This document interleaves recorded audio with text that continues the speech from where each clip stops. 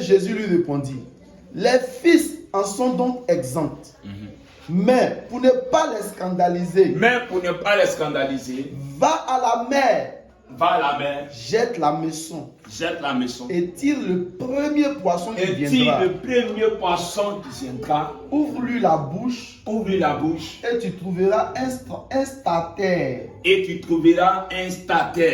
Prends-le et donne-le leur pour moi et pour toi. Donne-le leur pour moi et pour toi. Oui, papa. Non, verset, il n'y a pas bien fait. Marc, chapitre 11, verset 1 à 7. Marc 11, verset 1 à 7. Okay. Lorsqu'ils approchèrent de Jérusalem, et qu'ils furent près de Bethphagée, et de Béthanie, vers la montagne des Oliviers, Jésus envoya deux de ses disciples. En leur disant, allez au village qui est devant vous. Dès que vous y serez entrés, vous trouverez un anneau attaché. Sur lequel aucun homme ne s'est encore assis. Détachez-le et amenez-le. Si quelqu'un vous dit, pourquoi faites-vous cela? Répondez, le Seigneur en a besoin. Et à l'instant où il le laissera venir ici, on le laissera venir ici. Les disciples étant allés, trouvèrent l'anneau attaché dehors, près d'une porte, au contour du chemin. Il y a une place dedans. Et ils le détachèrent. Quelques-uns de ceux qui étaient là leur dirent, que faites-vous? Pourquoi détachez-vous cet anneau? Ils répondirent comme Jésus l'avait dit. Et on les laissa aller. Ils amenèrent à Jésus l'anneau. Sur lequel ils jetèrent leurs vêtements. Et Jésus s'assit dessus. Amen. Marc 14, verset 12 à 16. Ok. Le premier jour des pains sans levain,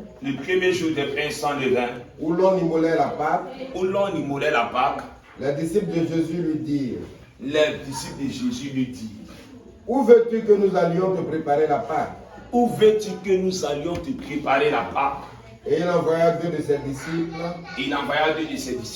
et leur dit, allez à la ville, vous rencontrerez un homme portant une cruche d'eau. Suivez-le. Quelque part qu'il entre, dites au maître de la maison. Le maître dit, où est le lieu où je mangerai la Pâque avec mes disciples? Et elle vous montrera une grande chambre haute, meublée et toute prête. C'est là que vous nous préparerez la Pâque. Les disciples partirent, arrivèrent à la ville, et trouvèrent les choses comme il leur avait été dit. Et ils préparèrent la Pâque. Amen.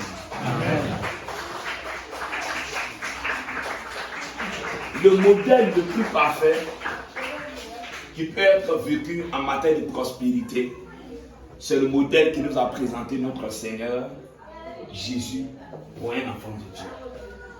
Dans ces trois passages que nous venons de lire, on a vu le Seigneur qui était face à un besoin matériel. Et face à ce besoin matériel, on a vu Jésus qui employait plusieurs clés dans sa marche. Amen. Et parmi ces clés-là, j'ai j'ai pu détecter 4 clés. Amen. J'ai pu détecter 4 clés en ce qui concerne les voies que Jésus a utilisées pour prospérer. Et la première clé que j'ai pu détecter dans la voie du Seigneur Jésus, c'est la foi de Dieu. La foi de Dieu est différente de la foi en Dieu. Et il y a la foi en Dieu et puis il y a la foi de Dieu. Est-ce que quelqu'un me comprend? Oui. Tu comprends? Tu as entendu mais tu n'as pas compris. Ou bien? Voilà. Tu as entendu mais tu n'as pas encore compris ce que je veux dire. La foi en Dieu et la foi de Dieu. Romains 4, verset 17. Romains 4, verset 17. La foi en Dieu, c'est le fait de faire confiance en Dieu.